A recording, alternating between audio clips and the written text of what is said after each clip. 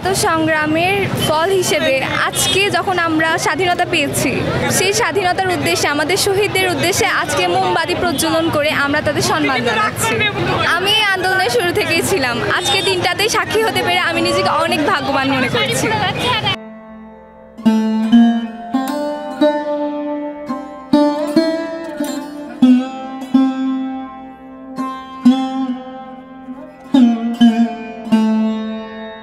আমরা শহীদদের স্মরণে মোমবাতি জ্বালাচ্ছি। এই যে আমাদের যে একটা স্ট্রাগল হলো, এতদিনে যে সংগ্রাম, এই আমাদের সকল শহীদ যারা আছে তাদের স্মরণে আমরা আজকে মোমবাতি জ্বালাচ্ছি আর কি।